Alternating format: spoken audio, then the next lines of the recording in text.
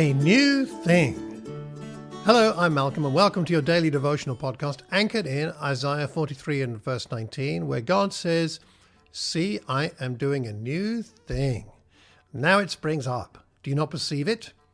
I am making a way in the wilderness and streams in the wasteland." Now we're currently looking at God doing a new thing in the lives of Elijah and Elisha, and today we're going to explore Elisha's faith. Let's pick up the story in 2 Kings chapter 2, verses 13 to 15. It reads, "Elisha then picked up Elijah's cloak that had fallen from him and went back and stood on the bank of the Jordan. He took the cloak that had fallen from Elijah and struck the water with it. 'Where now is the Lord, the God of Elijah?' he asked. When he struck the water, it divided to the right and to the left, and he crossed over. The company of the prophets from Jericho who were watching said, 'The spirit of Elijah is resting on Elisha,' and they went to meet him and bowed to the ground before him." What do we learn here about Elisha's faith? Well, firstly, his faith is tested by grief. Can you imagine how Elisha felt seeing his father in the faith leave him behind? And we get some sense of his anguish by the way that he cries out, my father, the chariots and horsemen of Israel." That's verse 12. Our faith is tested by our losses in life. Have you had a loss recently? Is it a bereavement? Is it a loss of health? Is it a loss of finance, of a job, or perhaps even a friend that was a Christian and has now gone away from the faith and you've lost that spiritual connection with them? How are your losses affecting your faith in God?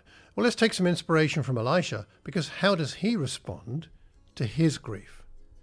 Well, Elisha's faith is demonstrated by the fact that he is immediately active in his faith, even though Elijah has only just left. Picture in your mind Elisha standing on the edge of the Jordan there, remembering the very recent experience of Elijah parting the waters.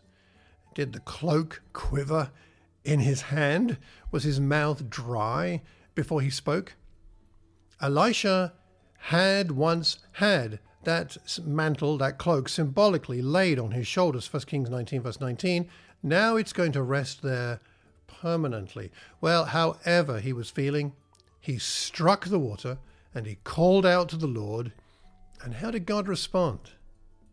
God responded in such an amazing way. God rewarded Elisha's faith by repeating the miracle performed by Elijah. This was a sign that there's still great things ahead, wonderful things ahead, at least as good as in Elijah's time, perhaps even better. It took faithful courage for Elisha to pick up Elijah's cloak. It took even more courage to strike the water and further courage to call out to the Lord for vindication. Was there a temptation to put off such an action until tomorrow? Shouldn't there be a time of mourning in honor of Elijah first? You see, Elisha understood Elijah's spirit, this double spirit he's inherited. He'd spent enough time with his mentor to know that Elijah would want Elisha to act immediately in faith. You see, acting in faith does not get easier because we postpone a decision. Have you been putting off an act of faith? A phone call, setting up a time to meet with somebody, to offer to pray with somebody, to take something from your heart and conviction out into the world? Well, why not determine that after praying about it today, you will take action in faith, just like Elisha, even if you've been mourning and grieving some of your losses. Why not take your faith in your hands, take it to God, make sure you pray about it first, and then take an action. It doesn't have to be perfect, just one step of faith, and see what God does. Well, I hope you find your heart, your life, your congregation, and your world inspired by God doing a new thing. Until tomorrow, take care, and God bless.